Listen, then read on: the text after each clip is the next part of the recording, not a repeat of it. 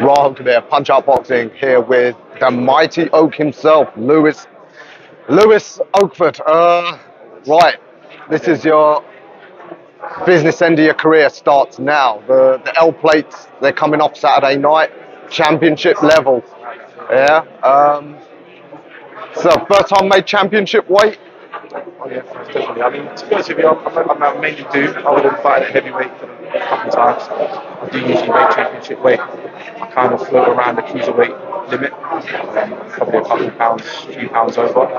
So I'm even in between camps, I'm usually around about that weight. So it's not very hard for me to make that weight. Do you know what I mean? So definitely championship weight. Okay, fantastic. Yes. Yeah. And I mean, in your career, what's the furthest you've got? Is it 6 rounds? So, okay, so This is a big step. Yeah. it is a big step in terms of rounds. You've done a lot more in terms of strength and conditioning to make sure you're on point for that. Yeah, definitely. We've done everything to accommodate those 10 rounds. Sparring, more importantly, making sure that we're getting those 10 rounders and we're getting a good level of sparring. Sparring with 2 fighters, one in, one out, just to make sure that conditioning's up in the late rounds. Yeah, I feel good. I feel great. I'm ready for a 10 round. To be honest with you, I've probably been training for 10 rounds for longer than this camp.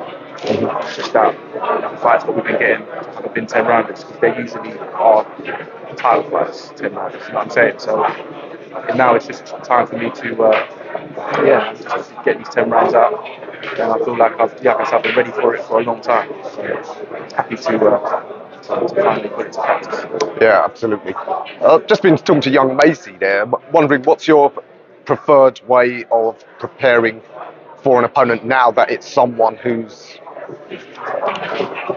fights are out there. In other words, not a journeyman who we know what they're going to do, just cover up and get through the 4 or 6 rounds. Do you prefer a watch and get ideas yourself, or do you think that sort of gets you into a fixed mindset and fighters have got a different approach? Yeah, 100%. I think that it can be quite dangerous if you fixate yourself on their past fights. I think that you can take things from each fight.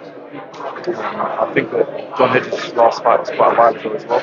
So again, I don't want to fixate too much on his last performance, but I can take somewhat of bits and pieces. I think just leave it to my coach. Obviously, I'm in good hands in that respect. He will obviously keep his eye on things that he knows we need to work on, and I will just make sure that I follow them every detail.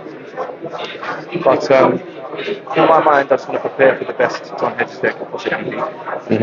So in my head, I'm just thinking of taking this layoff. He's cruiserweight now. He's filled his frame out. I think he was a super middle, like heavy or something like that. So obviously he's a big boy now, and I just want to obviously prepare for the best version of him. And I feel as though with the bits and pieces that we're taking, I think we can kind of work on trying to prepare for that. He's a taller lad, taller than me, probably a bit more range, a bit more reach. So yeah, we've got something, and secret safe with us.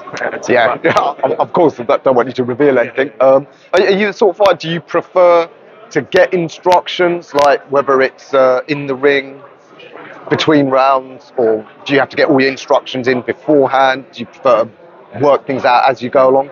Again, fighters are different how they respond. I guess it's a bit of everything, to be honest. You know what I'm saying? I think that I'm definitely someone that has to listen to instruction. Sometimes you've got to work your own situation out. In pressurized situations, sometimes you've got to kind of work on that yourself. And I'm someone that probably takes a bit of everything. But in between rounds, my coach will definitely give me clear instruction, and I'll try and take as much as I can from it. It's hard to do in a 60-second period between rounds. I think I've progressively got better at doing so. I think that in this 10-rounder, it's definitely going to be needed. So absorbing all the information I need to do in between rounds is going to be imperative. So I'll make sure that is the case, definitely. It's not a sprint, it's a marathon. You know what I mean? That's how I look at it. So it's a fight of halves. So it's very important to absorb information at the right times. Yeah, absolutely. We've seen recently, including on some of MATCHROOM's cards, I think Ade, or the dazn anchor, made a good point that when youngsters go in against fully grown men, sometimes it shows, even if they are technically exceptional. I think over in Birmingham, a couple of their prospects had blips, and they were technically better than their opponents, but there's something about maturity in competitive sports. You often see at the top level, a lot of the best fighters are actually 30, well over 30. The real youngster prodigy types are actually very rare in the sport. Is that something you might want to test early with young John? I mean, it could be the case. I mean, obviously, it could be the case. I think that, yeah, he's definitely technically a gifted fighter, a very, very highly talented amateur. He's young, so obviously they've got a lot of confidence in him going forward in the pro ranks. And he's, you know, I've seen, like I said, what I've seen, he's definitely a technically sound type fighter. I started boxing much later, maybe not as technically sound, but I feel like, yeah, you know, it's the life experiences, me just being an older man, might just be too much for him. But you know, you've got to wait and see. Do you know what I mean? There's all these what ifs, and like we've got to see on the night. But I feel like I know what I have to offer. I know what I have to bring. I know I've got the heart. I know I've got the will to win. And I think if he hasn't, then we can find out. Yeah, absolutely. But again, for both of you, especially being cruiserweights, imperative.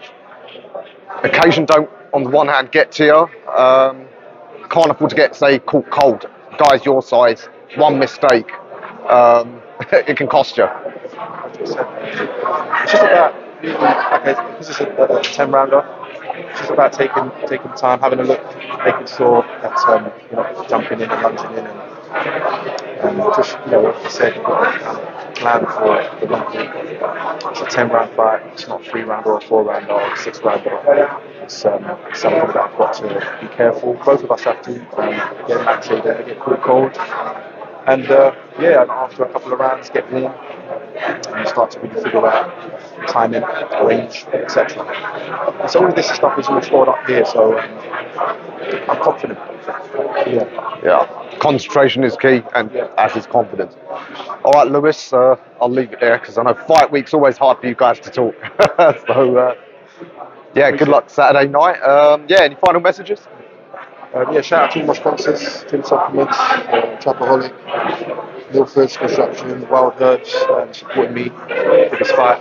Much appreciated. And yeah, let's go, Saturday. Let's go. All right, Lewis, can't wait. It's going to be an exciting one. Thanks for your time, and we'll talk to you soon.